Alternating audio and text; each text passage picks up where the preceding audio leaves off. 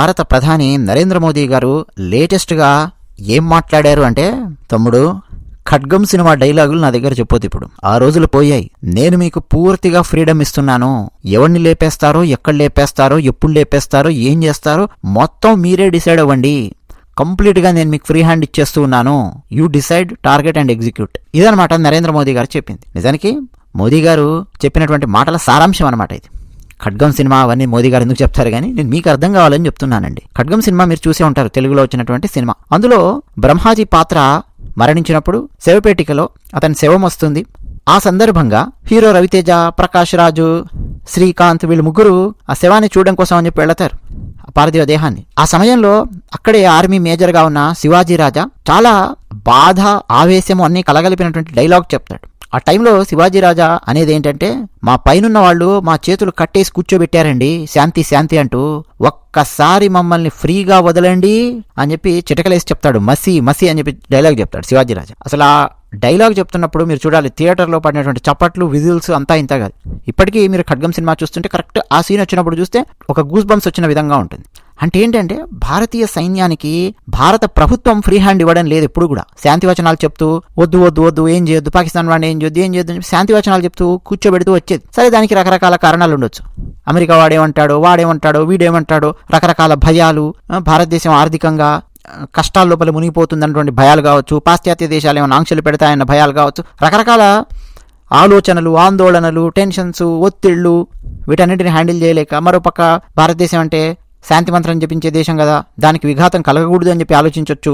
ఆ కోణంలో కావచ్చు అంతకుముందు ఉన్నటువంటి ప్రధానమంత్రులు, అంతకుముందు ఉన్నటువంటి ఆలోచనలు. అందువల్ల పాకిస్తాన్కు సంబంధించినటువంటి వాళ్ళు ఎవరైనా ఆ తీవ్రవాదులు ఈవెన్ భారతదేశంలో కొంతమందిని తయారు చేసుకుని భారతదేశం లోపల ఉన్నటువంటి శత్రువులతో కలిసి రకరకాల సందర్భాలలో భారతదేశంలో దాడులు నిర్వహించిన, గోకుల్చాట్లు మినీ పార్క్ కానీ, ముంబై దాడులు కానీ, ఈవెన్ కసబ్ చేసినటువంటి ఆ టైం దాడులు అంతకుముందు కూడా చాలా సందర్భాలలో ముంబైలో జరిగాయి.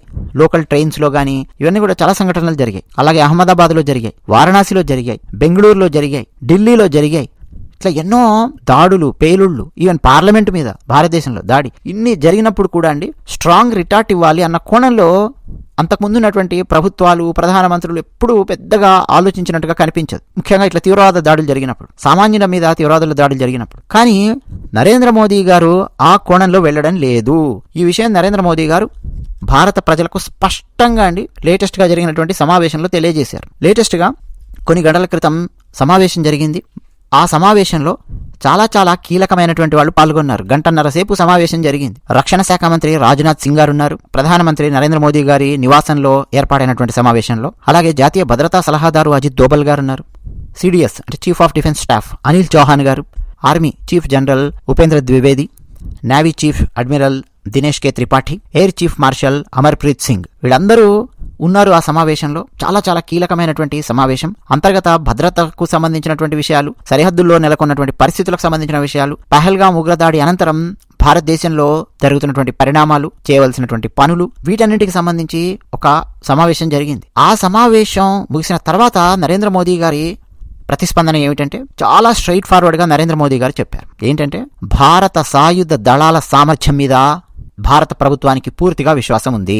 ఈ మధ్య పహల్గాములో జరిగినటువంటి ఉగ్ర దాడికి టిట్ ఫర్ టాట్ ఇచ్చే విషయంలో, అంటే ప్రతిస్పందన చూపించే విషయంలో ఏ మెథడ్ అనుసరించాలి, ఎవరిని టార్గెట్ చేయాలి, ఏ టైం ఫిక్స్ చేయాలి, అది 1 వీకా, 1 మంతా, 15 డేసా, 3 మంత్సా, 6 మంత్సా, ఆ లోపు ఏమేం చేయాలి, టైమింగ్ మీరే డిసైడ్ అవ్వండి.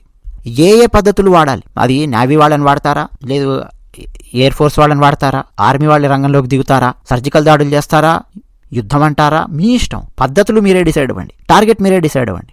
ఎవడెవడిని లేపేయాలి, ఎప్పుడెప్పుడు లేపేయాలి, ఎంతమందిని లేపేయాలి, ఎక్కడ లేపేయాలి, ఇవన్నీ కూడా మీరే డిసైడ్ అవ్వండి. మొత్తం మీరే టార్గెట్, టైమింగ్, మోడ్ మొత్తం మీరే డిసైడ్ అవ్వండి. భారత సైన్యానికి చెప్పారండి మోదీ గారు, మీరు డిసైడ్ అయ్యి మీరు ఎగ్జిక్యూట్ చేసేసేయండి. నేను మీకు ఫుల్ హ్యాండ్ ఇస్తూ ఉన్నాను. మీ ఏం జరిగినా సరే, అంటే వేరే దేశాల నుంచి ఒత్తిళ్ళు వచ్చినా, నాకు అంతర్గతంగా ఏమైనా ఒత్తిళ్ళు వచ్చినా, అంటే భారతదేశం లోపల ఒత్తిళ్ళు వచ్చినా, పొలిటికల్ ఒత్తిళ్ళు వచ్చినా, ప్రతిపక్షాల నుంచి కానీ, కొన్ని పార్టీలు ఉంటాయి కదండి, పాకిస్తాన్కి సపోర్ట్ చేసే పార్టీలు ఉంటాయి. అలాగే భారతదేశం లోపల ముస్లింలకు ఏదో జరిగిపోతోంది అన్న ఆందోళన క్రియేట్ చేసి ఓట్లు దండుకునే డైరెక్షన్లో వెళ్లే కొన్ని పార్టీలు ఉంటాయి. ఏది ఇట్లాంటి క్రిటికల్ సిచ్యువేషన్లో కూడా. సో అవన్నీ ఏమున్నా నేను హ్యాండిల్ చేస్తాను. విమర్శలు రాని, ఒత్తిళ్లు రాని, ఏమొచ్చినా నేను చూసుకుంటా ప్రభుత్వాన్ని మీద. ఓకేనా?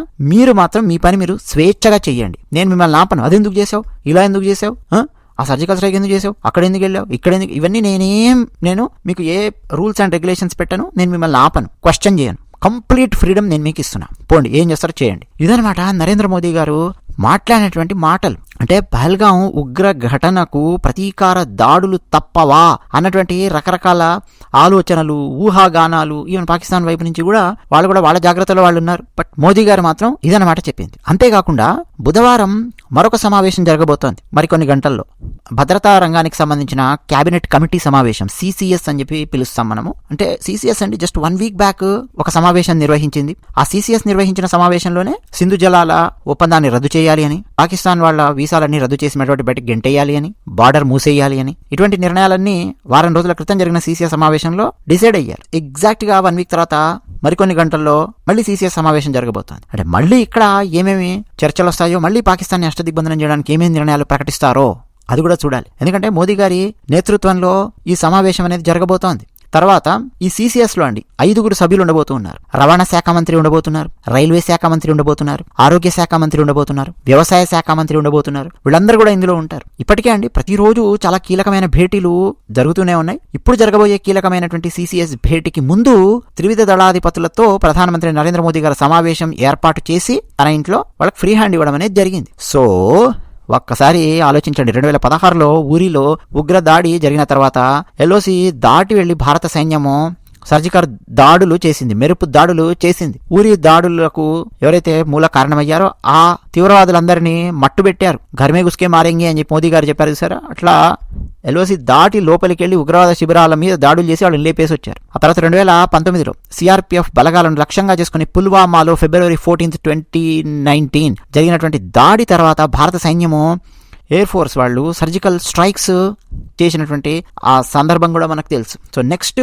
ఏం జరగబోతోంది ఏంటి అన్నది చాలా ఆసక్తిగా, చాలా ఉత్సాహంగా భారత ప్రజలు ఎదురు చూస్తూ ఉన్నారు. ఎందుకంటే ఖచ్చితంగా ప్రతీకారం తీర్చాలి, సామాన్యులు మరణించారు అన్న కోపం అనేది ఉంది. మరోపక్క MHA అంటే హోం మంత్రిత్వ శాఖ అంటాం, మంగళవారం సాయంత్రం అత్యున్నత స్థాయి భద్రతా సమావేశాన్ని నిర్వహించారు. అందులో హోంశాఖ కార్యదర్శి గోవింద్ మోహన్ గారు ఉన్నారు. ఆయన అధ్యక్షత వహించినటువంటి సమావేశం ఇంకోటి జరిగింది. అందులో సెంట్రల్ ఆర్మ్డ్ ఫోర్సెస్ CAPF అంటాం ఆ జనరల్స్, అలాగే అస్సాం రైఫిల్స్ డైరెక్టర్ జనరల్, అలాగే ITBP Indo Tibetan border police ఆ director generals, national security guard NSG అంటాం, ఎనర్జీ కమాండర్స్ మీరు చాలాసార్లు వినే ఉంటారు, అలాగే Sashastra Seema Bal SSB, border security force అంటే BSF, CRPF అంటే సెంట్రల్ రిజర్వ్ పోలీస్ ఫోర్స్, వీళ్ళందరికీ సంబంధించినటువంటి డైరెక్టర్ జనరల్స్ వాళ్లతో కలిపి హోం మంత్రిత్వ శాఖ మంగళవారం ఒక సమావేశాన్ని నిర్వహించింది. భద్రత మీద సమీక్షించడం కోసము, అలాగే కంబాట్ రెడీనెస్ కోసం, ఇంకా చాలా విషయాల కోసం సమావేశం నిర్వహించింది. సో డెఫినెట్గా చాలా సమావేశాలు జరుగుతూ ఉన్నాయి. నెక్స్ట్ ఇవ్వబోయేటటువంటి రిటర్న్ గిఫ్ట్ మాత్రం చాలా భారీగా ఉండబోతోంది అనే విషయం మాత్రం మనకు స్పష్టంగా అర్థమవుతుంది. ఎప్పుడు, ఎక్కడ, ఎవరిని, ఎలా, ఏం చేస్తుంది భారత సైన్యము అన్నది మనకు సస్పెన్స్గానే ఉంది, మొత్తం ప్రపంచానికే సస్పెన్స్గా ఉంది. Let us wait and see, let us believe in Narendra Modi గారు.